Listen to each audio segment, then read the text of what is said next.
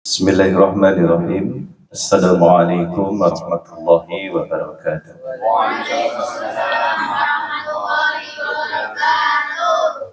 Alhamdulillah wal syukurillah ala nikmatillah. Asyhadu an la ilaha illallah wahdahu la syarika lah wa asyhadu anna Muhammadan abduhu wa rasuluh. Subhanaka la ilma lana illa ma 'allamtana innaka antal alimul hakim. Rabbi shrah li sadri wa yassir li amri wahlul 'uqdatam min lisani yafqahu qawli. Wa qala Allah ta'ala fil kitabihil karim, a'udzu billahi minasy syaithanir rajim. Ya ayyuhalladzina amanu taqullaha wa qulu qawlan sadida yuslih lakum a'malakum wa yaghfir lakum dhunubakum wa may yuti'illahi faqad faza fawzan 'azima.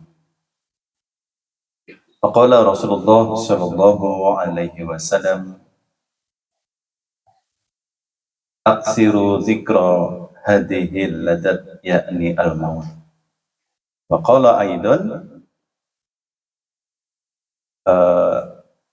aidan kafa bil mauti wa ida.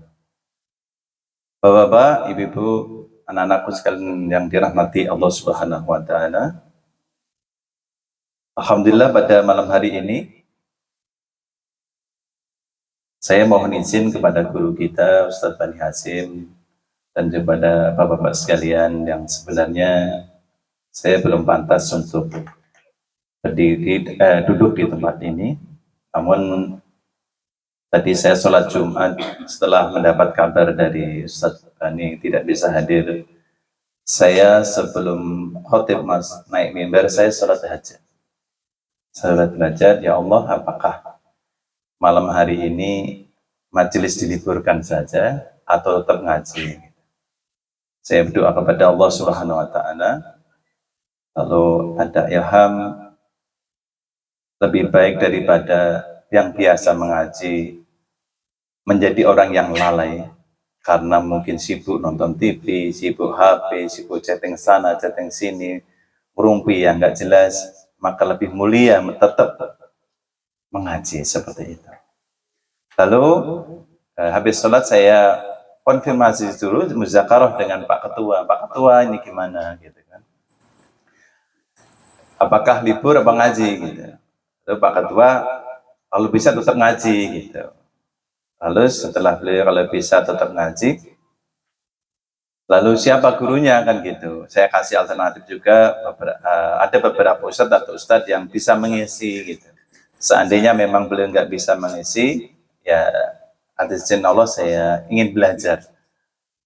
Untuk yang sudah hampir 3 bulan saya juga nggak mengisi anak-anak ini sebenarnya, nggak ngisi kajian anak-anak. Ya barangkali dengan wasilah kita malam hari ini Allah tambahkan ilmu gitu. Makanya ada doa ketika kita ba'da sholat nih. Bedanya rezeki dengan ilmu itu ada 2. Ya, bedanya permintaan kita antara ilmu dan rezeki itu beda. Allahumma, ayo kalau kita doa minta rezeki gimana? Wajiyadatan fil ilmi wa barokatan fir rizqi. Urusan rezeki kita sebenarnya nggak boleh minta ditambah, tapi minta apa? Minta berkah. Tapi coba lihat konteks teks doa kita ini. Tapi urusan ilmu, wajiyadatan fil ilmi. Makanya ada kata-kata jiyadah. Jiyadah itu apa sih artinya? Menambah. Ya, itu bedanya diterangkan oleh guru kami. Apa bedanya kita ketika kita minta antara ilmu dengan rezeki? Kalau rezeki kita minta rezeki itu diberkahi. Karena kadang orang yang ditambah rezeki nggak diberkahi. Karena apa? Mintanya tambah rezeki, bukan minta diberkahi rezekinya. Tapi kalau rezeki kita diberkahi Allah, insya Allah itu jumlahnya tidak bisa kita bayangkan nominal, tapi itu berkah aja. Tapi kalau urusan ilmu, kita nggak bisa, ilmu itu harus minta ditambah ziyadatan fil ilmi. Kita minta ditambah ilmu. Karena apa? Karena dengan ditambahnya ilmu maka kita akan semakin dekat dengan Allah, semakin takut kepada Allah Subhanahu wa taala. Makanya itu saya setelah musyawarah dengan Pak Ketua, Pak Yud, supaya tetap dijalankan dan minta saya gitu, saja gitu, walaupun saya sendiri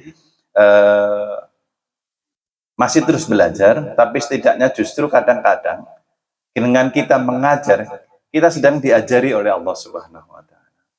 Maka dengan bismillah malam ini kita sama-sama belajar di sini ya untuk bermuzakarah tentang sebuah kitab yang mudah-mudahan dengan ini kita mendahkan keimanan kita kepada Allah Subhanahu wa Ta'ala. Sholawat berserta salam tentu tidak pernah kita lelah dan sampaikan kepada manusia agung, yaitu junjungan Nabi besar kita Muhammad Sallallahu Alaihi Wasallam. Seorang manusia yang tadi kita teliti hadis yang disampaikan, Rasulullah SAW itu ada sekitar 16 hadis tentang maut.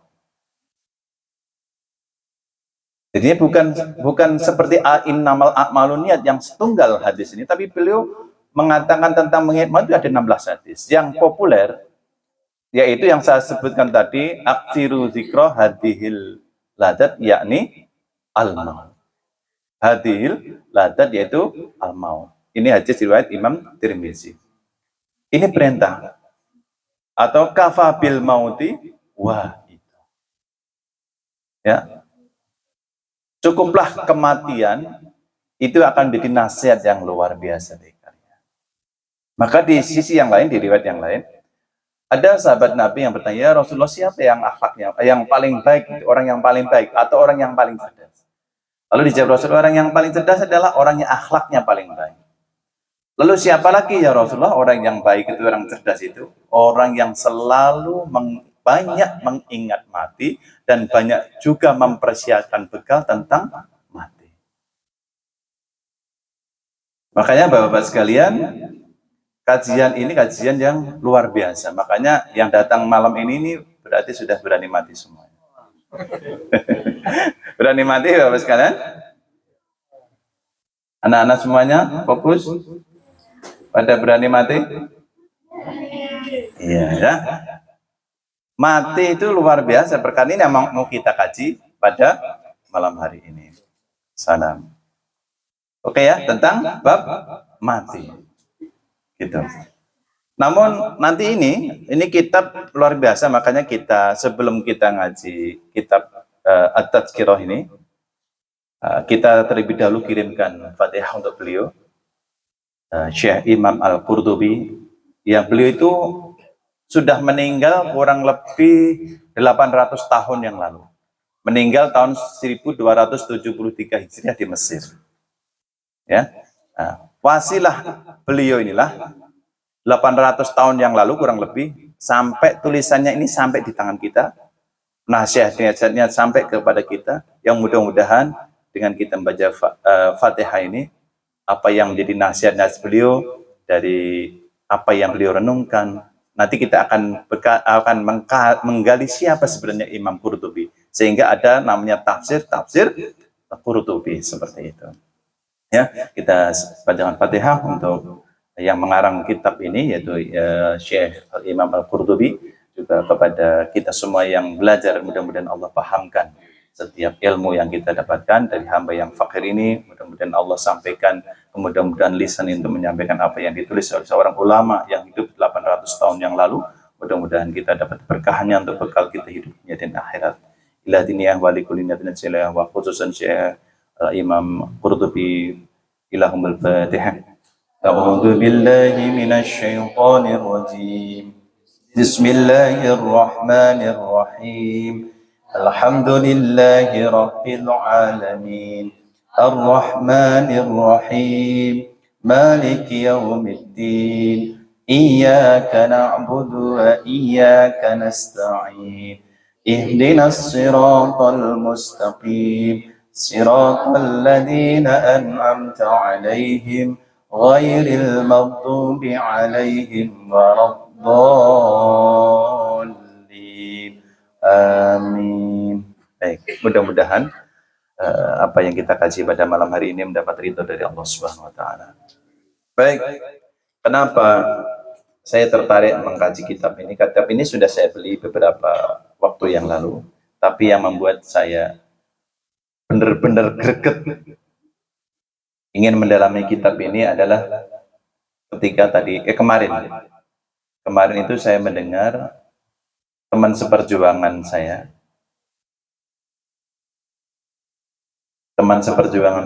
namanya Ustadz Irfan. Beliau yang punya pondok pesantren Mafaza, yang dulu anak putri saya Ika ngambil jiadah 30 juz selesai di sana. Sore kayak gini itu kumpul dengan wali muridnya tentang membicarakan tentang hadiah anak yang selesai 30 juz ngafal Quran. Ini nanti akan dihadiahi anak-anak yang selesai hafalannya 30 juz, maka akan diberikan umroh gratis. Itu Ustadz Irfan. Saya pernah ketemu sama beliau, saya pernah dialog beliau. Beliau santrinya ratusan, ada 4 cabang pondok beliau. Seusia saya.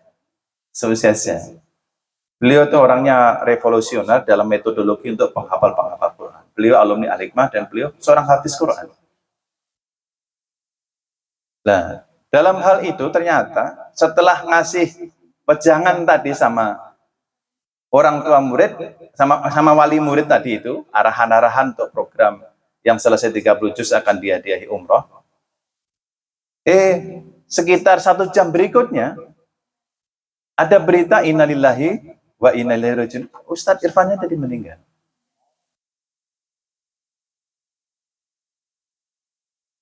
Baru jangka sekitar 1 jam 2 jam, baru beliau tadi mimpin sama santri-santri gitu ya. Setelah itu dia pulang, apa-apa nggak sakit. Beliau meninggal dunia. Saya telah mendengar, iya ya, beliau yang alim seperti itu. Orang pejuang Quran. Beliau ini orang yang disebutkan di situ salah satu status muridnya, saya yang jadi saksi bahwa Ustadz Irfan ini adalah beliau benar-benar full berkorban hartanya, jiwanya, waktunya untuk memperjuangkan Al-Quran. Banyak dari pondok beliau ini lahir anak-anak hafiz dan hafiz Al-Quran. Luar biasa. Dan beliau bagusnya, beliau punya terobosan, punya anak-anak yang bagus hafalannya, dapat beasiswa ke Mesir. Kerjasama dengan Al-Azhar Kairo. Luar biasa. Atau universitas di Kairo seperti itu. Luar biasa ini. Tapi qadarullah, itulah yang tadi saya sampaikan bagaimana di dalam surat Ali Imran ayat 185, kullu nafsin dha'iqatul maut. Atau di surat Al-A'raf ayat 34, walikulli ummatin ajal fa idza jaa ajaluhum la yastakhiruna sa'ah wa la yastaqdim. Tiap-tiap kita ini punya ajal. Dan apabila ajal itu datang, dimundurkan dikit tidak bisa, dan diajukan sedikit juga tidak bisa. Makanya kata Rasulullah SAW yang tadi saya bertanya, siapa orang yang hebat itu, yang cerdas itu? Orang yang paling banyak mengingat waktu. Sekarang kita bercermin dari kita sendiri. Sudah berapa jauhkah hari ini kita lebih banyak mengingat mati atau lebih banyak merencanakan hidup? Gimana Bapak sekalian? Kita ini selama ini nih, di dalam pikiran kita kan pasti nanti saya mati kalau udah tua. Sudah pensiun. Umur 70 lah, 70 tahun. Sakit-sakitan, dirawat di rumah sakit, nanti ditungguin anak cucu kita. Nah, disitulah pantas kayaknya matinya kita. Kayaknya pantasnya kita gitu kan. Kalau namanya meninggal kan, standar kita ini meninggal pasti nggak kepikir nih. Ternyata kita pulang majelis taklim ngaji tentang mati, mati beneran. Ya, boleh jadi yang mendengarkan tentang kematian duluan, yang berbicara kematian, yang membicarakan kematian belakangan, bisa kayak gitu. Atau sebaliknya, yang bicara tentang kematian belakangan, yang dengarkan duluan, bisa juga seperti itu. Ya biasanya seperti itu kan. Masya Allah, jadinya ini luar biasa, ini urgent sekali untuk kita berbicara tentang kematian. Karena apa? Karena memang itu hal yang pasti dan yang luar biasa nih, tidak melihat kondisi kita sedang apa, sedang di mana, kondisi sedang apa, dan kapan waktunya, ini yang jadi masalah. Tapi ini pasti masalahnya. Nah, dalam kitab At-Tadhkirah ini justru nggak bicara ketika hanya proses matinya. Tapi yang menarik dalam kitab ini akan berbicara panjang lebar tentang setelah mati justru. Dari proses kita mati, tanda-tandanya orang mau mati, proses matinya sendiri itu seperti apa, setelah mati kematian, nanti akan kita buat mappingnya seperti itu. Biar kita paham. Seperti itu. Nah, sebelum itu kita akan mulai Bapak Ibu sekalian yang dirahmati Allah Subhanahu wa taala. Kita ke sini dulu. Nanti baru bicara tentang kitab ini. Anak-anak, saya mau bertanya, rukun Islam itu ada berapa? Oke. Bapak-bapak, sekarang bapak-bapak. Bapak-bapak, rukun iman itu ada berapa? Oke. Cerdas-cerdas ternyata, Masya Allah. Sekarang saya tanya, rukun iman yang kelima itu apa, Bapak sekalian? Enggak, bapak-bapak, jangan kasih bocoran. Bapak-bapak sekalian, rukun iman yang kelima itu apa? Cek pada kode dari kode. Yang kelima. Oh ya. Ya? Pada hari kiamat. Yang pertama beriman kepada Allah, kedua malaikat Allah, kedua kitab Allah, keempat Rasulullah, yang kelima Hari kiamat. hari akhir atau hari kiamat. Oke. Berarti pinter mana ini? Ini apa ini? Santri. Baik, Bapak sekalian. Tadi rukun iman. Kalau kita bicara rukun iman, tadi yang keiman apa adanya? Beriman kepada hari akhir. Oke, sekarang saya tanya balik. Beriman itu akan yakin. Sekarang seberapa jauh yakinnya kita tentang hari akhir itu? Atau sementara ini sebatas yakin yang hanya sebenarnya di permukaan aja, hanya dipercaya saja, belum yakin. Ini pertanyaan penting masalahnya. Kenapa seperti itu? Kalau kita, karena apa? Pintu gerbang pertama menuju hari akhir adalah kematian.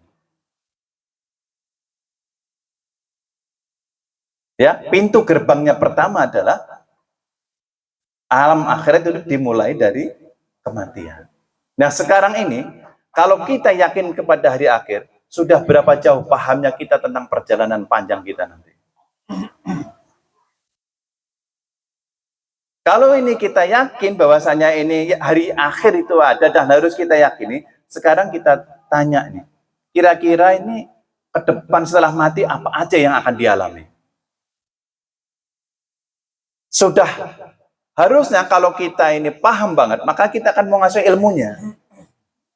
Apa-apa yang akan kita tempuh nanti dia setelah kita mati.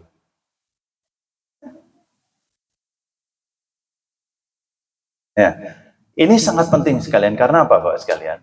Nanti saya akan buat mapping. Sekarang kita ini ada di posisi mana perjalanan hidup kita. Makanya ulama khalaf menyampaikan bahwasanya hidup kita ini sedang dalam perjalanan. Perjalanan kalau kita boleh bicara dari stasiun ke stasiun. Dari terminal ke terminal. Namanya bapak-bapak dalam perjalanan. Kalau kita mau ke Kuningan atau kita mau ke Bandung, namanya perjalanan, kita sudah diatur perjalanannya, maka kalau kita singgah di satu terminal, maka kita akan siap-siap melanjutkan ke terminal berikutnya. Cuma masalahnya ini sekarang, yang kita pahami adalah kita ini seolah-olah ini akan lama di sini, di terminal ini. Padahal kita ini di terminal yang namanya alam dunia ini hanya sebentar. Yang jadi khawatir adalah yang sebentar ini dan sekali ini akan kita gunakan untuk persiapan menghadapi terminal stasiun kehidupan yang akan kita jalani sampai nanti akan menentukan apakah kita ini ahli surga atau ahli neraka. Makanya kita harus tahu mapping kita, hidup kita ini mau setelah mati mau kemana nih sebenarnya. Sebagaimana Bapak sekalian, kalau Pak Yud atau Kang Ujang mau pulang nih ke Sukabumi, pasti Kang Ujang tahu nanti naiknya rambutan. nomor bisnya ini, setelah ini saya nanti akan nyetop di sebelah sini. Nanti turun di Ciawi.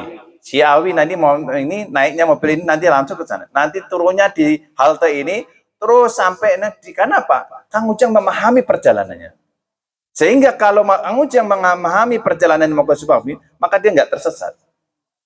Karena apa? Karena dia paham perjalanannya.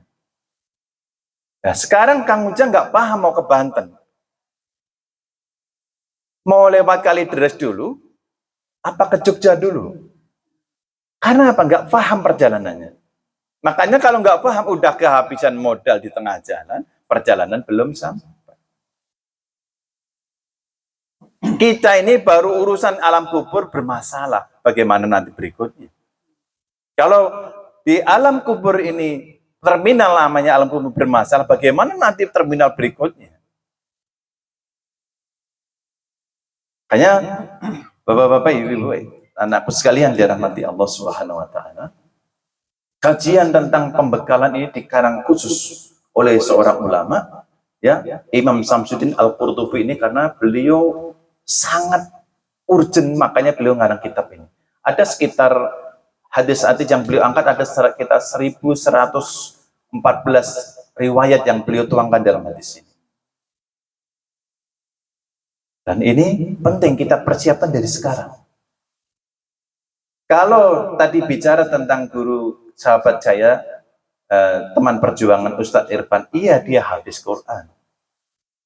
Iya dia dalam meninggal dalam perjuangannya, memperjuangkan anak-anak yang sedang menghafal Quran.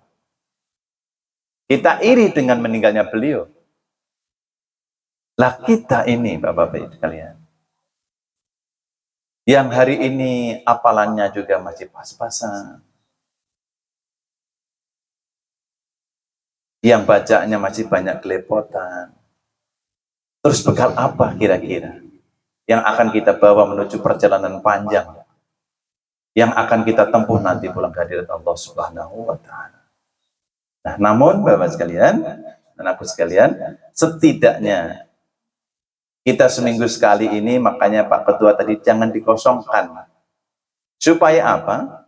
Ketika nanti ada di printer, kenapa nih malam Jumat, malam Sabtu biasanya ngaji, wah gurunya nggak ada, kan bisa dari guru lain, bisa ngaji, apa-apa. Nah, ini kita hadang supaya malam Jumat yang biasanya malaikat rahmat turun di tempat ini, Bapak-bapak udah disediakan lembaran kebaikan-kebaikannya, maka akan tertulis tetap malam ini, mudah-mudahan kita jadi orang-orang yang Allah selamatkan nanti dalam perjalanan panjang itu kita nanti. Baik, itu ya kira-kira jadinya ketika kita meyakini bahwa alam akhirat itu adalah yakin adanya, maka orang yang cerdas kata Rasulullah, maka dia akan pasti akan menyiapkan bekalnya. Karena apa? Karena dia pintar dia. Karena orang ini pintar sekali. Makanya apa? Kalau orang pintar, orang hebat adalah orang pasti dia akan menyiapkan perbekalan berikutnya. Karena apa? Dia sadar dia sekarang hidup ini bukan untuk selamanya, hanya sebentar, saat, hanya sekali aja, sebentar saja. Gimana? Terlalu tegang nggak sih ini kajiannya? Terlalu tegang ya? Ya? Tarik nafas dulu ya, kopi-kopi dulu. Saya kan masih ngaji, masih SMA, masih SMP, masih panjang buat saya. Ya siapa tahu. Kemarin ada santri di daerah mana? Daerah Bogor. Ada juga ya santri yang masih usia 16 tahun meninggal, memang jatahnya segitu meninggal. Ada yang udah tua sakit-sakitan, yang sudah sepuh 80 tahun, 90 tahun, ada aja yang masih hidup. Ada yang segar bugar seperti ini, meninggal. Nah itu rahasia, justru ya karena dirahasiakan inilah kita akan hati-hati. Kita akan mawas diri dan bersungguh-sungguh nyiapin, karena apa? Kita nggak tahu nih. Kapan saatnya al-maut, pintu itu di ujung perjalanan kita ini akan kita buka pintu itu, seperti itu. Paham sampai sini? Oke. Nah, saya akan coba sedikit atas izin Allah untuk memetakan. Kita jadinya gini, kata para ulama, jadinya kalau kita ingin paham perjalanan kita ke depan itu apa aja sih sebenarnya mau kita lewati, maka kita akan tahu, akan kita petakan. Oh, nanti akan ke sini, ke sini, ke sini, ke sini, kita akan paham. Oh, berarti panjang juga perjalanan saya. Nanti kita akan lihat seperti itu, ya. Oke, saya akan sedikit, ini ada di kitab ini, tapi saya tadi mencoba dari tulisan beliau ini, saya ringkas, saya buat grafik. Dari nanti akan dibahas semua di sini, ya, akan dibahas akan kemana nanti perjalanan kita nanti ke depan. Ya, saya akan coba meringkas apa yang beliau tulis di sini, karena di sini beliau ini dalam jilid satu ini ada 2 jilid. Ini yang satu jadi jilid. Yang satu ini di bab 1 ini beliau bicara tentang kematian. Terus nanti akan dijawab tentang roh. Terus alam kubur seperti apa, tanda-tanda kiamat seperti apa, tiupan sangkakala seperti apa, syafaat itu seperti apa, catatan amal seperti apa, sirat seperti apa, surga neraka itu seperti apa. Beliau kupas semua di sini dengan referensi hadis-hadis dan Al-Quranul Karim seperti itu. Jadinya ketika sekarang kok ada 800 tahun yang lalu kok masih ada kitabnya kan seperti itu. Nah, nanti kita bahas. Oke, yang sekarang saya coba petakan dari apa yang beliau hendak sampaikan di sini. Nah, kita akan membuat grafik, ya, kita akan membuat grafik tentang perjalanan kita nanti. Dari mana sih ya sekarang? Ya, kita akan coba mulai dari sini. Nah, oke, ini ada terminal-terminal. Sekalian 1, 2, 3, 4, 5, 6. 7, 8, 9, 10, 11, 12, 13. Ya, ini yang dulu awal kita, terminal kita yang pertama namanya alam ruh.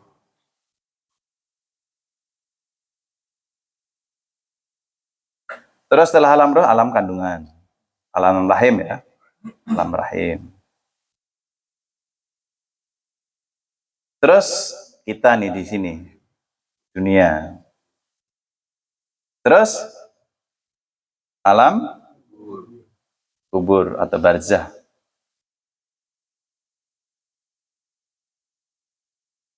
Terus setelah itu, ini masih kiamat terjadinya, kiamat ini. Dari apa huru hara kiamat. Kiamat. Ditiup nanti di kitab ini tentang ditiupnya sangkakala. Kemarin Ustadz Bani menyinggung, sudah disinggung, tapi nanti akan dikupas detail sama beliau. Seperti apa sih trompetnya, seperti apa? Trompetnya itu paling seberapa sih besar-besar trompet, nanti akan dibahas sama beliau di sini. Ya, kiamat ini termasuk peniupan trompet ya, sangkakala di sini kitabnya, sangkakala.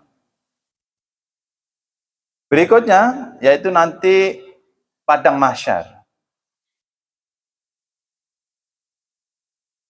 Padang mahsyar. Nah, di sini ada setelah padang mahsyar ya. Oh, ini hari berbangkit dulu ya. Padang mahsyar ini hari berbangkit dulu. Nanti ada yang namanya hari berbangkit, baru padang mahsyar, hari berbangkit. Hari bangkit.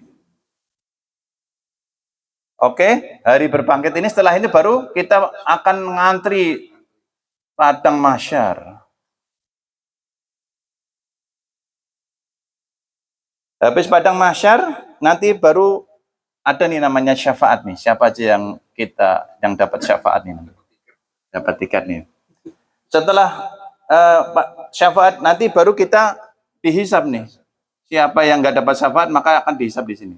Yang namanya yaumul hisab. Oke. Setelah dihisab nanti baru kan setelah diperiksa nih, baru nanti penyerahan catatan amal. Ini diserahin nih setelah dihisab nih. Penyerahan catatan amal. Nah, Pak Soti Sulam penyerahan rapot. Nah, setelah diserahin diapain? Ditimbang, namanya yaumul mizan. Nah, setelah yaumul mizan, nanti baru setelah yaumul mizan, maka nanti akan ditimbang nih. Akan diteruskan nanti ada namanya telaga Kausar. Habis itu nanti ada namanya sirat, niti sirat. Habis itu nanti baru nasib kita ditentukan masuk surga apa atau neraka. Oke ya. Tadi saya sampaikan Bapak sekalian, kita ini hidup seperti perjalanan pindah dari terminal ke terminal. Ini sudah kita lalui. Alam rahim. Ada yang belum pernah singgah ke alam rahim atau nongol gitu? Mas Jika, dulu dari mana asalnya? Apa dari sungai gitu keluar, apa dari air? Ya, alam rahim. Nah, ternyata kita baru di sini Bapak sekalian.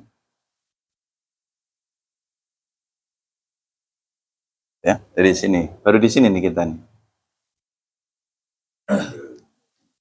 Nah, ternyata setelah di sini nanti yang luar biasa ini, kalau kita hitungan di sini kan mulai satu hari ya 24 jam. Nah, seperti itu. Kalau nanti mulai dari sini kan satu harinya di sana itu kan 1000 hari dia 1000 tahun ya. Ini satu harinya di akhirat. Satu hari di akhirat. Dan semuanya diterangkan dalam hadis, dalam sunnah maupun dalam Al-Quran. Semuanya ada. Nah, kita ini baru di sini. Sedangkan penentu nanti mulai dari pintu maut di sini, alam barzah ini, selamat di sini, maka mudah-mudahan selamat terus di sana. Tapi bermasalah di sini, maka bermasalah di sana. Bapak sekalian, kita masih ingat tentang kasus kopi sianida? BAP-nya berapa? BAP. Berita acara pemeriksaan itu bisa sampai segini. Itu satu kasus. Satu kasus BAP segini. Padahal ada ayat di dalam Al-Quran, surat Al-Zalzalah, itu kan mengerikan ya. Mengerikan, tapi sebenarnya itu untuk mengingat kita. Nah, nanti di hari pembangkitan itu, ayat ini tuh begitu, kalau kita jangan hanya sekedar hafal, tapi coba, apa ayatnya, di ayat Al-Zalzalah gimana coba? Yauma idi yasturun nasu astatal liyurau a'malahum. Di sini nanti baru mulai nih. Setelah kita dibangkitkan dari alam kubur, mau memulai yauma idi yasturun nasu. Ini kan cerita tentang manusia dibangkitkan alam kubur. Famay ya'mal misqala dzarratin khairan. Orang yang berbuat baik saja akan ditanya. Apalagi wa may ya'mal misqala dzarratin sarra. Ingat Bapak sekalian, kita ini berbuat baik pun juga akan diminta pertanggungjawaban. Berbuat baik loh ya. Saya gini, kita ini sedang namanya masak baik nggak sih? Masak baik. Makan enak baik nggak? Gitu. Naik haji baik nggak? Baik. Tapi nanti dihisab nggak? Dihisab. Karena apa? Syaratnya kita boleh nanti lihat 40 kanan kiri, ada nggak anak yatim, fakir miskin yang nggak kelaparan? Haji baik nggak? Baik, tapi nanti dihisab ini. Dipertanyakan juga. Kenapa? Karena kalau kita boleh haji, dilihat kanan kiri ada yang kelaparan enggak. Sama umroh dilihat kanan kiri masih ada anak yatim yang belum sekolah, atau anak yatim yang kelaparan. Enggak nih. Tiba-tiba kita nyelonong nih. Ini akan dihisab juga. Kebaikan tapi akan dipertanyakan lagi. Ini yang luar biasa. Apalagi keburukan. Kita ini ke masjid, sholat awal waktu berjamaah, tapi hati kita ini isinya ngerasain. Itu tuh dia tuh ngomong orang, Pak di rumah tinggal sana ya. Itu gangnya itu kok nggak pada tahu itu, nggak pada sholat ini. Ini juga akan dihisab. Kebaikan nggak ke masjid? Ngomongin orang yang nggak ke masjid, akan diminta pertanggungjawaban juga. Setiap kebaikan akan diaudit. Apalagi keburukan akan juga diaudit. Oke. Lanjut jadi ini Bapak sekalian, ini kira-kira gambaran Kira-kira kita ini masih berapa step lagi nih Bapak sekalian? 1, 2, 3, 4, 5, 6, 7, 8, 9. Dan kita baru ada di sini. Berarti sudah seberapa kita nih menjalani hidup ini? Seberapanya? Belum ada apa. Baru kita sekarang ini. Nah, yang jadi masalah Bapak sekalian. Di terminal ini, di alam dunia ini, adalah penentu ternyata. Bukan di sini penentunya, bukan di sini, bukan di sini. Penentunya di sini, yang sesaat, sebentar, dan sekali. Salah kita ini di sini, salah semuanya. Benar di sini, maka mudah-mudahan selamat semuanya. Makanya penentunya ini, maka jangan main-main. Ngaji yang serius. Ngapalin Quran, ngapalin yang serius. Bantu orang, bantu yang serius. Makanya Rasulullah SAW, beliau kenapa sukses dengan para sahabat? Karena mereka serius semua. Mereka sungguh-sungguh. Kalau mengandalkan suatu, sungguh-sungguh. Nggak tanggung-tanggung, nggak separuh-separuh, nggak full. Makanya beliau selamat. Orang-orang yang radhiyallahu anhum wa radu anha. Mereka diridhoi oleh Allah Subhanahu wa taala. Itu Bapak sekalian. Nah, kita akan pecah ya. Ada apa di alam barzah? Ada apa di alam ini? Nah, kita pecah dulu sebelum masuk ke kitab ini. Kita akan pecah dulu dari alam kubur dulu. Apa aja sih di alam kubur itu? Nanti baru kita masuk ke kitabnya ini. Oke.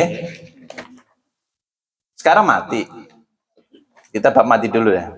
Nah, kita mau masuk pintu ini ada berapa ini? Ada 1, 2, 3, 4, 5, 6, 7, 8, 9, 10, 11, 12. Ada 12 perkara yang dibahas dalam kitab ini ketika memasuki namanya pintu babun maut. Pintu kematian ini nanti di kitab ini akan dibahas 12 perkara.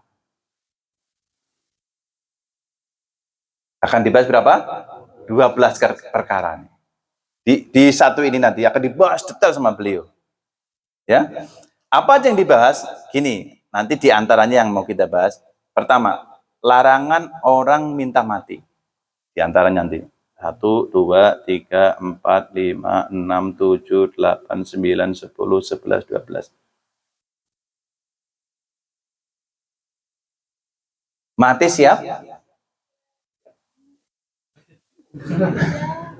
Tapi tidak boleh minta mati. Tapi ada riwayatnya yang boleh kita minta mati. Nah, tapi nanti ada syaratnya di situ.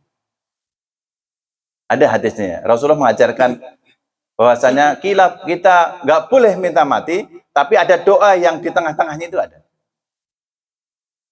Gitu ya. Itu yang kedua. Ini tadi nggak boleh minta mati. Yang kedua nanti ada yang diperlukan doa boleh meminta di antara gitu. Oke. Nanti bagusnya orang yang suka mengingat mati. Terus yang berikutnya, hal-hal yang mengingat, apa sih yang menyebabkan hal-hal kita ini sering ingat mati? Supaya kita itu gampang ingat mati. Nanti dibahas juga di sini. Setelahnya itu nanti ketika apa sih sebaiknya ketika kita masuk di pekuburan itu, apa yang harus kita siapkan, apa yang kita jalankan di sini ada dibahas. Nah, ciri orang meninggal dia beriman apa enggak, ini ada cirinya nanti di bab nomor 6. Akan ketahuan ini orang beriman tidak. Walaupun dia sholat, walaupun dia ini kelihatannya, tapi ini ada tandanya. Aslinya dia enggak beriman. Padahal kita perasaan beriman, tapi ternyata itu enggak beriman. Ada dikasih tahu. Apakah kita ternyata ada tanda-tanda, ternyata kita selama ini belum beriman. Nah, nanti disebut sama beliau. Habis itu nanti setelah tadi ciri-ciri orang meninggal ini beriman, yang berikutnya ada ciri-ciri bagaimana dia orang kafir meninggal. Nanti ada bedanya, orang kafir sama orang beriman ada bedanya. Sampai beliau dibahas. Nah, nanti mati ini enggak hanya sekedar mati, nanti akan disebutkan oleh beliau proses keluarnya nyawa dari jasad kita. Bedanya antara orang kafir sama orang beriman. dibahas di bab nomor 8. Gitu. Yang berikutnya, kan tadi kan dibedain. Nabi itu, yang ketiga, proses apa yang dialami ketika orang meninggal. Kan gini, Bapak sekalian, kita belum pernah yang namanya merasakan mati, betul? Oke, tapi kita sering pernah mendengar kaidah atau ilmu bahwa orang yang dicabut nyawanya itu sakit, bener nggak? Pernah ngerasain? Oke, tapi Rasulullah pernah mendengarkan misalnya Rasulullah bahwa ketika sakaratul maut itu sakitnya minta ampun. Tapi coba lihat, ada nggak orang yang meninggal dicabut, ada yang teriak? Teriak, waduh, mati. Ada nggak kayak gitu? Pasti nggak ada yang teriak sampai kenceng nggak? Kenapa seperti itu? Nanti ada disebutnya. Kenapa sih orang yang ketika dicabut nyawanya dia nggak teriak? Karena ada di kitab ini bahwasanya, karena waktu itu dia sedang ada di riwayat ini, dia sedang ditombak. Keduanya, ketika proses tubuh ini dalam proses dingin, maka dia nggak bisa, jangankan mau teriak, mau narik napas saja nggak bisa, bagaimana mau teriak? Anda kan coba selidiki, ada nggak orang yang meninggal dia teriak? Enggak, kenapa? Boro-boro mau teriak, mau ngambil satu tarikan napas saja nggak bisa, bagaimana mau teriak? Itu dari ada dua nanti. Kenapa orang meninggal nggak bisa teriak seperti itu? Salah satu sisi dia, kalau nanti ada cirinya. Kalau orang kafir ada cirinya. Kenapa orang kafir juga itu ada cirinya? Kenapa orang beriman seperti ada cirinya? Nah, nanti berikutnya, apa yang dialami manusia saat nyawanya dicabut? Dari mana sih sebenarnya? Apakah tangannya dulu yang dingin atau kakinya dulu dingin? Atau dadanya dulu yang dingin? Nanti kalau Bapak Ibu sekalian, tapi jangan sampai pulang ke rumah mentang-mentang istri kita kakinya dingin, wah ini jangan ini mah sakaratul maut, ini jangan gitu. Ini kita nanti justru kita mau pelajari gitu. Ini tanda-tanda sakaratul maut apa cuma karena AC kedinginan gitu, juga harus cerdas ya, jangan main asal sakaratul maut aja nih. Gitu. Nah, yang menarik lagi adalah peristiwa matinya kita ini nanti, dicabut ruh kita ini. Ini juga ada di pendapat beliau dalam pidato beliau, ini menjadi kifarah sebagian dosa-dosa kita. Penebus dosa kita ketika kita nanti meninggal. Yang berikutnya tadi yang sudah nomor 9, 10. Yang berikutnya nanti ketika kita mati, hati-hati nih, proses ini kadang-kadang kita buruk sangka atau baik sangka kepada Allah. Namanya orang meninggal kan, kadang-kadang kita kalau sakit nih, dicabut gigi kita, nggak pakai suntikan, gimana rasanya? Dicabut aja gitu. Itu raungan sakit kita kadang-kadang ngasal nggak? Kadang-kadang bisa istighfar, tapi kalau berikutnya, kadang-kadang sudah menyumpah-nyumpahi dokter, macam-macam sumpahnya, kan seperti itu. Istighfar baru sekali, dua kali, wah astagfirullahaladzim, astagfirullah, waduh, udah, nanti berikutnya udah. Nah ini nanti ini bagaimana mulut kita yang terakhir. Makanya hati-hati, ketika kita mentalkin orang meninggal, dilihat durasinya ini masih lama apa sudah pendek. Ada petunjuknya, jangan asal nalkin. Ini orang meninggal ini masih lama kelihatannya apa sudah dekat nih. Kalau sudah dekat, cukup sekali. Kalau nggak bisa lagi, cukup jangan pakai la ilaha illallah. Terus pakai apa? Nanti ada kitabnya dijelasin. Kalau nggak bisa la ilaha illallah gimana? Kan ini sudah seret nih, orangnya sudah, aduh nggak bisa ngucapkan boro-boro bisa la ilaha illallah. Tapi dia nggak bisa ngapa-ngapain, tapi kita harus talkin ini orang. Orang tua kita harus kita talkinkan. Saudara kita, istri kitanya kita harus talkin kan, tapi kita nggak sanggup lagi, terus talkinnya gimana? Padahal man kana akhiru kalamihi la ilaha illallah dzaqalal jannah. Barang siapa di akhir hidupnya bisa menyebutkan kalimat la ilaha illallah, maka dia akan masuk surga. Cuma masalahnya kondisi orang itu apa bisa semua mengucapkan la ilaha illallah? Kalau dia lagi sekarat, namanya juga orang sekarat, kadang-kadang kan susah. Ini ada triknya supaya selain la ilaha illallah itu apa aja. Dan yang simple apa? Ini di kitab dalam apa di kebacan kitab ini. Ya, ini nanti ketika kita mendampingi orang atau kita sendiri, wallahu alam kapan kita saatnya. Ini harus menyasang penceng kita, harus selalu berbaik sangka pada Allah dalam keadaan menghadapi sakaratul maut ini. Berbaik sangka. Yang berikutnya, nanti di samping orang yang meninggal, tadi sudah ya, adab menghadiri orang mati dan mentalkinkan mayat. Yang berikutnya ada adab-adab menghadiri orang mati. Ya, yang tadi mayatnya, nanti dibahas juga dalam kitab ini bagaimana adab kita bertakziah. Nah, terakhir nanti orang yang hidup. Oke, akan dibahas. Ya, akan dibahas. Ini sakaratul maut apa gimana ya? Ya, mudah-mudahan sehat kucing kita ya. Jadinya Bapak sekalian, ini satu bab ini kira-kira ini butuh waktu mungkin berapa kali ini? 12 kali pertemuan. Ini baru persiapan mati nih. Ini bahasannya ada sekitar 12 bab yang harus dibahas. Makanya Rasulullah SAW ditanya para sahabat, siapa orang yang cerdas? Orang yang banyak mengingat mati dan dia mempersiapkan bekal yang paling banyak untuk kematian itu sendiri. Sehingga Bapak sekalian, kalau kita ini yakin dalam diri kita ini bahwa suatu saat kita akan meninggal, maka kita akan pelajari serius ilmunya. Karena apa? Karena kalau enggak kita, orang terdekat kita. Kalau enggak orang terdekat kita, saudara kita, tetangga kita. Ini akan terjadi dan pasti terjadi. Makanya kita butuh ilmu mensiasati, menstrateginya, bagaimana ketika di ambang pintu ini kita selamat. Karena apa? Di ambang pintu ini yang penentuan. Apakah kita ini menjadi husnul. Makanya ada orang husnul khotimah, ada orang su'ul khotimah. Di sini. Siapa yang bisa jamin kita meninggal husnul khotimah? Siapa yang ternyata kita su'ul khotimah? Makanya nanti ada fragmen-fragmennya di kitab ini. Bagaimana kita supaya bisa meninggal husnul khotimah? Ini dikasih tahu, kita harus tahu ilmunya. Ini perlunya kita mendalami, menjelajah kitab At-Tadhkir ini. Supaya kita ini setidaknya punya bekal. Siapa tahu orang tua kita. Siapa tahu orang terdekat kita. Anak kita, istri kita, tetangga kita, saudara kita. Atau kita sendiri justru. Memahami betul. Sampai ketika saat-saat sakaratul maut itu kita sangat-sangat paham. Sehingga tadi nanti ada bab namanya cara mentalkin mayat. Itu diajari, ada ajarannya. Supaya kita nggak salah mentalkin orang. Nah, mentalkin orang itu baik nggak? Baik.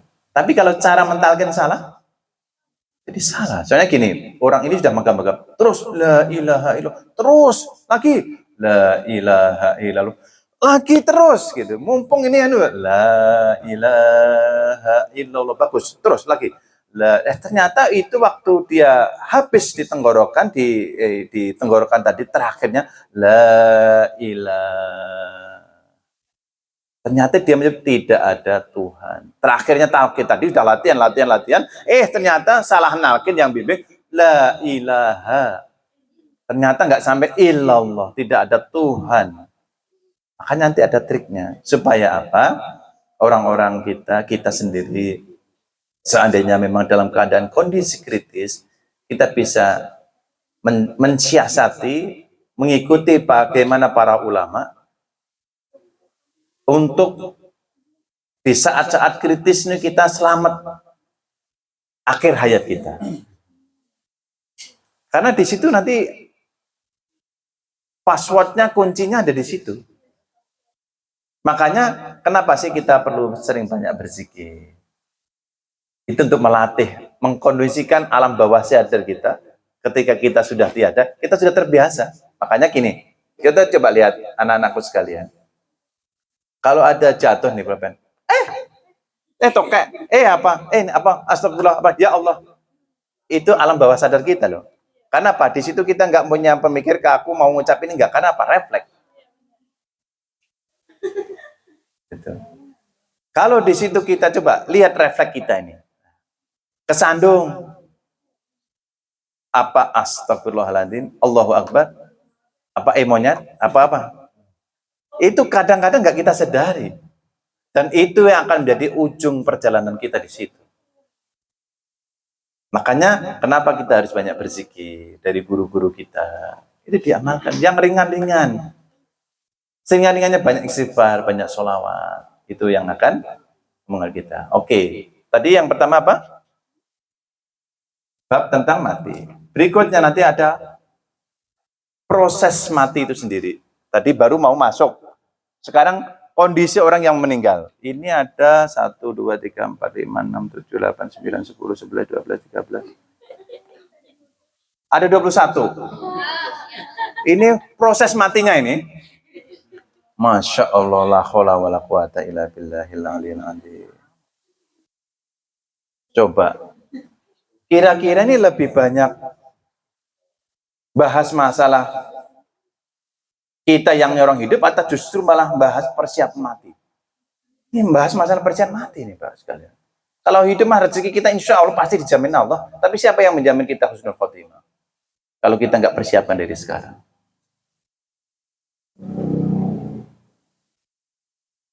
Ya, jadinya ini luar biasa. Ada 21 bab proses kita mati. Tadi baru babunnya baru meninggal, setelah masuk pintunya tadi, wah prosesnya kayak apa? Ada satu yang pertama. Ini nanti akan saya penggalan-penggalan biar kita ini tahu ya nanti plottingnya. Tadi setelah kita kasih tahu nih gambarannya seperti ini, nanti setiap ini ternyata kita banyak yang harus kita selesaikan. Di terminal ini nih, setiap terminal nanti di hari pembangkitan, hari mahsyar, hari padang mahsyar, ada syafaat, isya, ini ternyata ada proses-proses yang harus kita siapin. Ya, kalau kita prosesnya tadi di bab kematian mau pintu masuk dan setelah masuk, wah ini nanti kalau kita baik karena kita punya ilmu, mudah-mudahan dengan ilmu ini Allah dibimbing kita nanti memang meninggalnya mudah-mudahan ditolong oleh Allah Subhanahu wa taala dalam keadaan husnul khotimah. Ya, ini Bapak sekalian. Nah, nanti proses kematian, nanti ada dibahas di kitab ini. Lihat hebatnya setan. Hebatnya setan adalah dia akan hadir ketika orang mau mati. Dia akan mencuri di ujungnya orang mau meninggal. Akan ada setan yang tugasnya datang khusus untuk orang yang mau meninggal. Coba bayangin. Karena apa? Ini peluang terakhir. Selama ini dia soleh, kemajuan gak kuat. Di ujungnya ini pasti coba di ujungnya. Dia sakit, dia ini macam-macam. Oh, pasti di ujungnya dia lengah nih. Barangkali bisa lengah di ujungnya nih. Curi di ujungnya. Wah, astagfirullahaladzim ya Allah. Dicari di titik ujungnya di mana? Kita sudah. Masya Allah. Apalagi orang yang meninggal dunia dengan keadaan bunuh diri. Mohon maaf saya ada sedikit cerita untuk pelajaran kita. Dulu ada lurah. Dan dia udah haji. Dan tekun saya sekali tiap pulang subuh itu selalu diskusi sama saya tentang sedekah, tentang ini. Ya Allah, orangnya luar biasa. Waktu itu dia diuji oleh Allah sakit gula, diabetes. Dirawat di rumah sakit Pertamina. Waktu itu jatuh pas lebaran. Pas lebaran anaknya pada pulang. Dia sendiri di rumah sakit Pertamina. Kan tahu setan dia ini, wah ini orang ini sudah mau saatnya, sudah mau saatnya kayak gitu. Beliau ini bawa infus pakai sarung sama kaos ini. Cari taksi, kan namanya juga orang lebaran, suster pada sibuk halal bihalal di rumah sakit apa-apa gitu kan, namanya juga suasana lebaran kan, nyegat taksi dia, nyegat taksi, lari ke arah Tomang. Lah setelah Tomang, dia minta naik di paling tinggi, pas di paling tinggi taksinya suruh berhenti, terus saya berhenti, nggak ngomong nggak apa-apa, dia lompat. Coba lihat beliau sudah haji, mantan lurah, ahli sedekah, coba meninggalnya ya Allah. Di ujung itulah setan pintar nyari peluang. Di peluang itulah yang akan diambil sama dia. Terus gimana dong? Kan orang yang meninggal dunia dalam keadaan bunuh diri, nol ibadahnya. Dinolkan oleh Allah. Maka orang yang meninggal dalam bunuh diri kan nggak boleh disolatin. Sekalipun itu ayah kita. sekalipun itu ibu kita, sekalipun saudara kita, hati-hati. Makanya kita mudah-mudahan dijauhkan Allah dari orang yang meninggal dalam keadaan bunuh diri. Adik-adik, mohon jangan punya cita-cita meninggal bunuh diri. Hati-hati sekali, sesusah apapun, ini penat apapun, seberat apapun bedah hidup kita, hati-hati. Ini setan pintar nyari peluang di ujung kehidupan kita. Nah, nanti setelah nanti diterangkan kehadiran setan, nanti akan diterangkan sebenarnya seperti apa sih su'ul khotimah itu. Apakah ketika orang tabrakan nih, su'ul khotimah ini pasti. Atau kita nih baru bertengkar nih, ini macam terus meninggal, tidak mau tabrakan. Itu tuh baru tengkar sama istri, tabrakan tuh. Atau habis ngomelin tetangga, apakah benar dia su'ul khotimah atau husnul khotimah? Kan yang tahu. Ini dikasih tanda. Apakah dia su'ul khotimah atau husnul khotimah? Nah, nanti akan dibahas delegasi malaikat maut sebelum kematian terjadi. Wah, seperti apa nih? Kan kemarin Ustadz Bani memberitahu kan, sebenarnya malaikat maut ini sekarang sudah ngeliter, infeksi, hujan, ya baru katarak besok nanti dulu deh. Atau siapa Mas Aku, batuk baru batuk pilek, Mas Dedi, masih meriang nggak apa-apa. Nah diputerin terus ini. Anak-anak santri ini kayaknya siapa yang dekat ini diintai ini sama malaikat maut. Ini ada delegasi khusus malaikat dan dibahas nanti kitabnya. Nanti ketika ada orang meninggal berikutnya itu kapan manusia sampai nggak kenal ketika mati, ini ada orang yang meninggal mati ini sudah nggak kenal siapa istrinya, siapa suaminya, siapa anaknya. Ada tipe nanti manusia yang ketika sakaratul maut ini proses mati dia nggak kenal siapapun. Mbah, ingat aku nggak Mbah? Gede-gede. Ya ingat saya enggak ya? Udah enggak ingat lagi waktu itu. Goro-goro kita bisa mentalkan dia, kita aja sudah ditutup enggak mengenal kanan kiri kita. Nah nanti setelah itu, setelah enggak mengenal akan dibahas proses keluarnya roh ini dari mana? Keluar dari jasad kita. Kan tadi kita ngomong kenapa sih orang meninggal dunia enggak bisa teriak? Enggak bisa menjerit. Kenapa orang meninggal sakit? Namanya sakit dicubit. Kalau kita dicubit nih, dicubit keras-kerasnya gimana rasanya? Diem atau apa teriak sekeras-kerasnya? Teriak kan? Sedangkan sakaratul maut sakitnya seperti apa? Tapi kenapa nggak sanggup teriak? Nanti akan dibahas. Nah, nanti setelah roh ini nanti meninggal, nanti roh-roh di langit kepada roh-roh yang baru meninggal. Nah, kemana nih roh perjalanan roh ini? Ya. Nah, nanti disebutkan akan dijelaskan kemana perginya roh ketika orang itu meninggal ke dalam tubuhnya. Nah, nanti ada dibahas juga cara mati yang berbeda bagi masing-masing orang. Nah, Bapak sekalian, nanti akan dibahas sih, akan tahu nih. Kang Ujang dengan Mas Ludi matinya sama nggak nanti? Sakit di rumah sakit Hermina. Dengan Pak Pujo sama nggak kira-kira? Dengan Mas Harmongko lagi pegang apa itu geraji, bener? Dengan apa yang lagi jahit, ada yang jahit, lagi meninggal, sakaratul maut. Proses kita meninggal yang hadir di sini dengan anak-anak semuanya pasti prosesnya beda semua. Tapi pikiran kita sama semua kira-kira. Nih, hari ini pikiran kita tadi sama nggak kira-kira? Nanti meninggal usia berapa? 70 tahun, di tempat tidur, ditungguin anak istri, cucu semua ngumpul, baru pesan warisan, bener macam. Itu idealnya kita berpikir. Tapi kenyataan kita meninggal, nanti beda-beda. Caranya, kondisinya, di mananya, nggak ada yang pernah tahu. Kalau kayak Ustadz Irfan Allahumma yarham, enak ya. Habis muzakaroh, habis tentang meeting agama, memperjuangkan anak-anak yang sedang menghafal Quran, tiba-tiba nyesek meninggal, aman beliau. Habis Quran, ngurusin orang penghafal Quran. Makanya kita buat suasana hidup kita ini supaya nanti meninggalnya dalam mudah-mudahan meninggal orang-orang yang diridhoi Allah ya. Kita upayakan walaupun kita nggak ngapa-ngapain di rumah, mikirin, oh iya gimana ya anak yatim, gimana ya Nurul Qalbi, gimana teman-teman yang ngaji, anak-anak di asrama, udah pada makan belum, macam-macam, udah pada ini belum. Itu mikir aja, sakaratul maut datang. Pak Pujo dulu mama nih yang sudah ubanan putih namanya.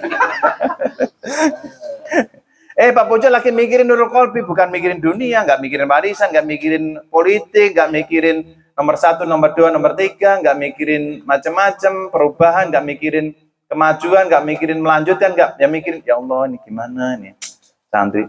Sakaratul maut, malaikat datang. Masya Allah, maka Allah akan golongan orang-orang yang memikirkan umat Rasulullah SAW. Makanya hati-hati dalam lintasan setan itu di setiap saat, dimanapun kita berada, hati-hati lintasan-lintasan yang dalam hati kita nih. Kang Ujang habis operasi katarak, bening kan?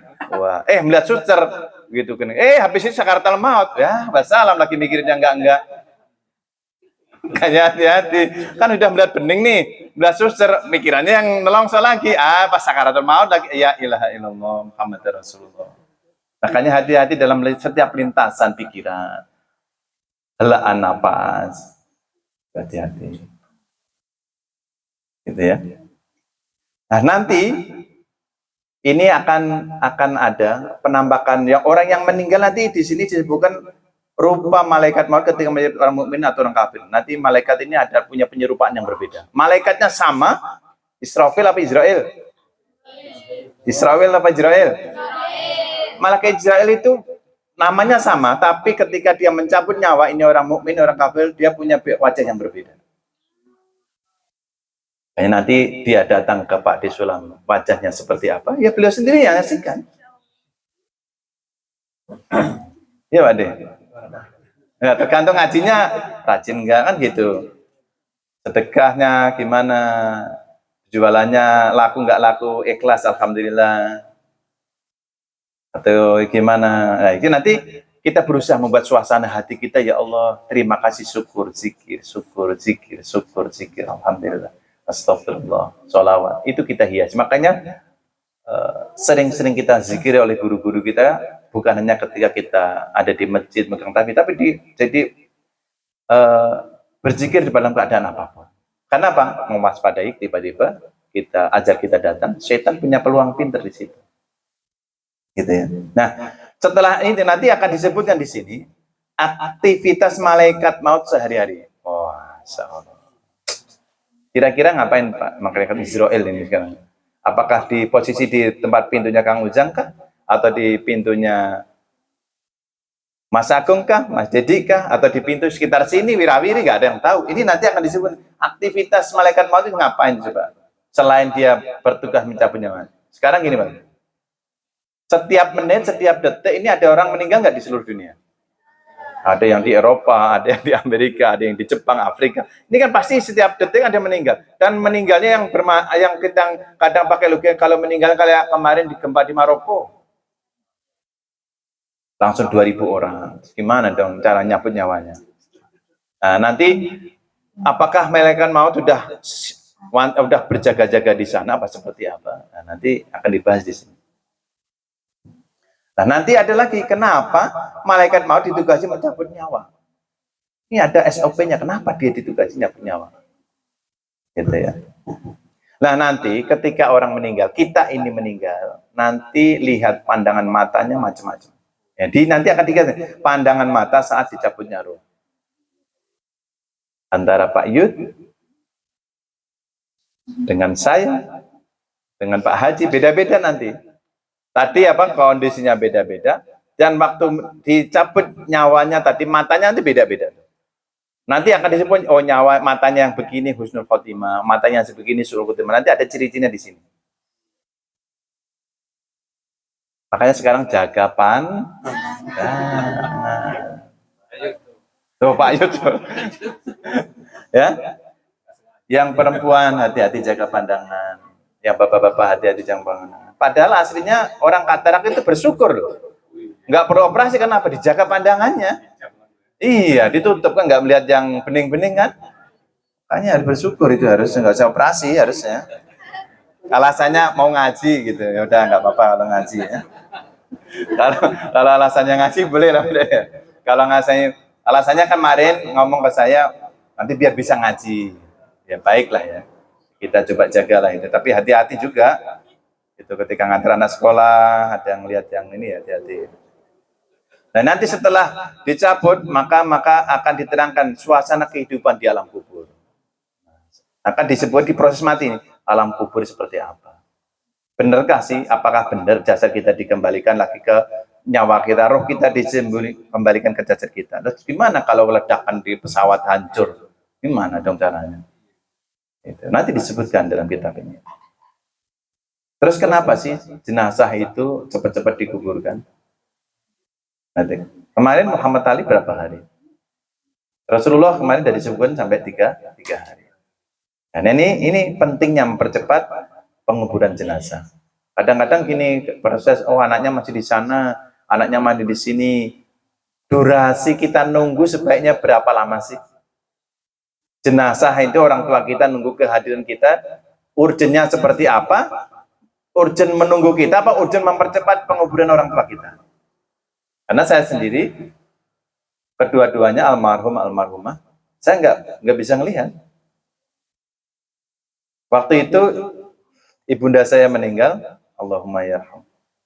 Dulu waktu itu saya lagi di proyek di Sukabumi, nggak bisa ketemu mama saya, ibu saya. Saya kejar pakai pesawat, nggak kejar. Nah, waktu ayah saya, itu saya di Qatar dulu. Hanya nangis termenung di dalam kamar. Paspornya ditahan di kantor, hari Jumat, nggak bisa, mau pulang gimana? Perjalanan 2 hari, sehari malam, belum nanti dari Jakarta ke sini, ya kerja. Nah, nanti apakah kita ini nunggunya sebenarnya nunggu keluarga kita seberapa lama sih? Nah, ini perlu kita tahu juga. Supaya apa? Supaya kita nggak menyusahkan jenazah pihak keluarga kita atau kita sendiri gitu. Nah, ada budaya di tengah kita ini, kalau orang lagi mengubur jenazah, ditutupin kain di atasnya, bener nggak? Bener nggak?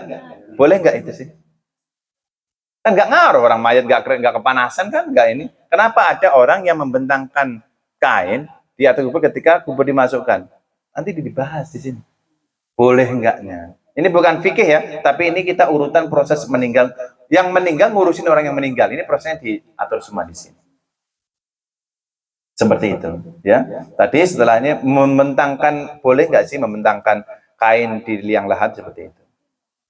Ya. Terus kadang-kadang orang meninggal itu ada orang yang membaca Quran sampai 7 hari di kuburannya, supaya apa malaikat munkar nakir nggak segera datang. Biarin aja bacaan Quran terus, paling juga nggak berada. Orang ada yang ngajiin gitu. Nah, seperti itu kan. Nah, boleh nggak sih seperti itu? Nah, kalau saya pernah ke ziarah ke Kiai Arwani dulu, 1 kali 24 jam anak santri-santrinya penghafal Quran itu nggak ada yang namanya telat 1 jam 2 jam kosong, nggak ada. Grup A ngaji dari juz ini 5 juz, selesai ganti sampai terus kayak gitu. Mungkin istirahatnya waktu sholat aja. Nah kuburan kita, anak-anak yang ngaji anak kita, santri-santri kita, orang-orang yang pernah kita tolong, nah ini tabungan kita. Ya minimal mendoakan dari rumah, mendoakan kita, karena kita sudah memperjuangkan orang-orang yang kita berjuang, nanti akan berpengaruh di sini. Ya, nanti, terus manusia dikubur dalam tanah yang telah menjadi bahan penciptanya. Nah, kenapa sih ada orang Islam mengajarkan kita dikubur tanah? Kenapa ada orang yang dibakar? Kenapa ada orang yang di open suhu 1000 derajat? Ada lagi penelitian baru kan? Mayatnya dikecilin. Jadi mayatnya dikecilin jadi segini. Ya, Pak Yud kan segini. Nanti gampang, ada teknologi yang Pak Yud nanti nggak usah ngangkat-ngangkat, kecilin aja dulu segini, masukin kotak, udah jenazahnya dibawa engkleng gitu. Ya, Islam ini ngatur, kenapa sih jenazah kita dikembalikan ke tanah, nggak dilarutkan ke sungai Gangga, nggak dibakar, nggak oh ini yang punya jasad, yang menciptakan jasad menghendaki. Nah, nanti ya bahwasanya jasad kembali dari tanah kembali ke tanah, nanti akan diterangkan. Nanti akan disebutkan tentang tanah kubur, rezeki, ajaran kehidupan manusia. Nah, nanti gini nih, boleh nggak sih kita meninggal, misalnya Mas Dedi asli Nias, aku mau dikuburkan di Nias. Yang dekat dulu aku lahir, di hari-hari saya di sana, aku maunya juga hari-hari aku di sana, aku pengen dikuburkan di sana. Boleh nggak sih? Nah, nanti akan dibahas juga kitab ini. Boleh nggak sih kita nih orang asli Jawa pengennya di sana gitu? Boleh nggak lah nanti? Apakah cukup di sini aja nggak ngerepotin orang atau karena saya kan yang wasiat, boleh nggak wasiat dilanggar kalau orang meninggal dalam keadaan darurat seperti apa? Nanti kita dibahas gitu. Nah nanti disebutkan teman sejati manusia setelah kita dikubur nanti siapa teman sejati kita? Nanti disebutkan dalam kitab ini dan dahsyatnya permulaan maut, masya Allah di alam kubur gitu ya. Ternyata enggak 21, 1, 22, 23, 24, 25, 26, 27, 28, 29, 30, 31, 32, 33, 35 proses meninggal. Coba bayangkan ya. Ini perlunya Bapak sekalian, ternyata enggak sesepele apa yang mati ya sudah, enggak, ini prosesnya sampai 35 dibahas. Nah, kalau kita tahu ilmunya, ya mudah-mudahan Allah golongkan kita menjadi orang yang mudah dalam urusan yang 35 tadi. Gitu. Bener nggak sih kubur itu menghimpit orang yang meninggal? Itu hanya kata orang apa di drama di Indosiar apa itu sinetron bener nggak sih menghimpit? Ya gitu ya. Terus doa apa yang ideal di alam kubur? Terus talqin mayit, terus akhir tugas malaikat. Nah setelah malaikat dia bawa roh nih, nyabut roh, nyabut terus dilepasin gitu apa dibawa kemana coba? Pernah nggak? Ayo sekalian, tahu nggak? Kira-kira ketika malaikatnya mau mencabut roh kita, setelah tercabut diserah terimakan ke malaikat lain, apa dibawa terus beliau sampai ke menghadap Allah atau gimana? Ayo, apa mau dibopong terus? Apa mau di ini terus? Dibawa kemana? Prosesnya kemana? Terus serah terimanya gimana? Apa terus terakhir dilepasnya gimana? Ini nanti diterangkan semua dalam terakhir nanti ditutup akhir tugas malaikat maut. Dibahas semua di sini. Oke, nah itu di mana tadi fasenya? Persiapan. Sekarang bab alam kubur. Ini jam berapa? 10. Baru sampai mana ini kita? Baik Bapak sekalian, ini baru sampai sini ya, baru di alam kubur. Alam kubur ini ada berapa pasal yang akan dibahas oleh Syekh Samsuddin Al-Qurtubi ini dari luar biasa. Jadi ini dari tadi mati sampai dari mau proses kematian di alam kubur ini nanti pertanyaan malaikat munkar nakir apakah benar seperti itu? Kan sudah kita apalin atau kita kasih contekan seperti itu, gambaran seperti apa sih? Ini ada 1, 2, 3, ada sekitar 15 tentang alam kubur. Nah ini Bapak sekalian, kitab ini nanti akan kita menjelajah bagaimana perjalanan ruh kita ketika kita sudah memasuki pintu tentang pintu kematian, yang dari proses kita meninggal, proses malaikat menarik ruh kita, sampai nanti kita sampai di stasiun. Kita malam ini belum masuk ke stasiun pertama 1, 2, 3, 4, belum masuk ke stasiun 4, baru proses menuju ke stasiun yang mana? Alam kubur. Itu ini baru mau bab nih, alam kubur nih saya mau buka. Nanti mungkin itu dulu Bapak yang dirahmati Allah Subhanahu wa taala. Ya, tapi saya pikir tadi jam 8:15 atau setengah 9 ya. Kira-kira perjalanan kita nanti seperti itu. Belum masuk ke terminal alam kubur, baru persiapan menuju stasiun kedua. Seperti itu bahasanya. Berarti betapa seriusnya dan kita sungguh-sungguhnya mengenal medan, kondisi, persiapan aja apa saja ketika kita nanti dalam proses menuju sakaratul maut itu sendiri. Bukan masalah yang penting husnul khotimah, yang penting jangan sampai suul khotimah. Iya benar seperti itu doa kita. Tapi prosesnya seperti apa? Ajaran yang dipimpin para ulama gimana? Kayak tadi itu salah nalkin bermasalah. Baru akhirnya la ilaha illallah. Pertama lolos la ilaha illallah. Ayo laki bu, laki mak, laki pak, la ilaha illallah. Ayo sekali lagi biar faktual, ayo sekali lagi biar faktual, biar mantap pada la ilaha. Nggak bisa ngelanjutin, masya Allah. Ini pentingnya ilmu. Gitu ya. Jadi Bapak yang dirahmati Allah Subhanahu wa taala, ini baru bahasan bab, nanti baru kita mengenal siapa pengarang kitab ini. Siapa Imam Qurtubi ini dan nama asli kitabnya ini apa sebenarnya. Nanti kita insyaallah kalau ada waktu longgar lagi, sebenarnya harus ada bab khusus ini. Ada hari khusus. Karena apa? Memang urgensinya kita membahas kitab At-Tadhkirah ini yang dikarang oleh ulama besar yang sebagai penutup. Bapak-bapak dan anak-anakku yang dirahmati Allah Subhanahu wa taala, mudah-mudahan pertemuan ini ngaji kita pada ini mengingatkan kita bahwasanya maut itu tidak menunggu kita sakit. Ya, tidak menunggu kita harus sakit. Bisa juga datang ketika kita sehat. Seperti dimana saya ceritakan Ustadz yang tadi. Kadang-kadang kita ini terlalu sibuk, kadang urusan ini. Maka pentingnya kita ngaji setiap minggu sekali ini untuk mentadzkirah, untuk mengingatkan perjalanan kita hidup ini. Mudah-mudahan tentunya dengan kita banyak mengingat mati, aksiru dzikra hadhil ladat, yaitu dengan banyak mengingat mati ini bukan berarti melemahkan kita. Besok ada orang jualan air, aduh mau mati, kayak lagi mikirin mati, Pak, saya lagi nggak jualan dulu nih sehari ini. Ya nggak gitu. Waktu jahit paling juga mati nanti juga gitu. Ya, jangan gitu. Ya. Nanti semua ada ilmunya. Mudah-mudahan sedikit-sedikit kita akan kaji.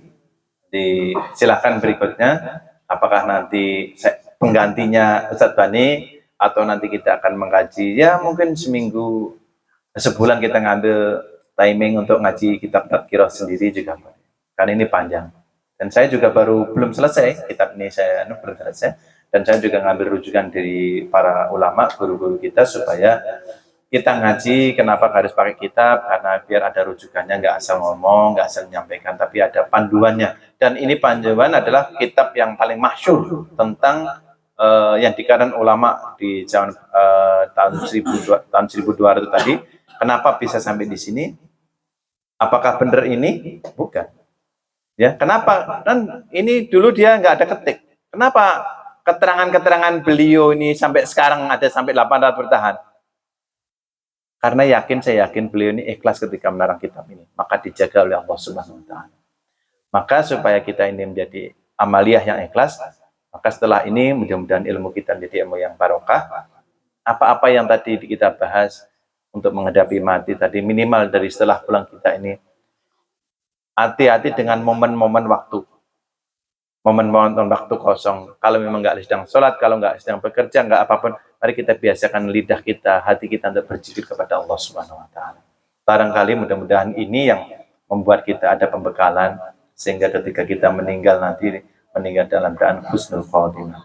Itu dulu baik Ustaz dan aku yang dirahmati Allah Subhanahu wa taala, kajian pengantar kita baru di ini. Nanti setelah ini kita ada gambarnya, baru nanti mengenal lebih dekat siapa Al-Imam Qurtubi, kenapa disebut kitabnya At-Tadhkirah, kenapa dikarang seperti ini, terus sandingannya apa aja, dalil-dalilnya apa aja. Nanti mudah-mudahan Allah mengizinkan kita untuk terus mendalami, untuk terus berusaha menjadi sisa umur kita ini sisa umur yang terbaik. Mudah-mudahan menjadi bekal kita untuk menghadap Allah Subhanahu wa taala dengan bekal terbaik kita. Mungkin itu dulu sedikit yang bisa saya sampaikan. Itu masih banyak kekurangan, kelemahan karena tadi dadakan Pak Ketua mengamanahkan saya untuk mengisi, dan ini jadi juga sambil saya mereview, dan ini saya juga nggak tahu kemarin itu sudah kok ada keinginan hati saya untuk serius mendalami kitab ini. Ternyata ada peristiwa tadi almarhum Ustadz Irfan. Terus ketika saya pengen dalami, terus yang mudah-mudahan ini sampai kita nanti meninggal, kita ada bekal yang terbaik kita. Mungkin itu dulu yang benar datangnya dari Allah Subhanahu wa taala. Ada yang kurang, keliru, salah dari itu murni dari saya sendiri. Mudah-mudahan Allah berkenan untuk memperbaiki sisa umur kita ini, juga memperbaiki keluarga kita, istri kita, anak-anak kita, dan mudah-mudahan alil bait kita, mudah-mudahan senantiasa Allah jaga dari segala fitnah wal musibah, dan mudah-mudahan kita meninggal dalam keadaan husnul khotimah. Itu dulu yang benar datangnya dari Allah.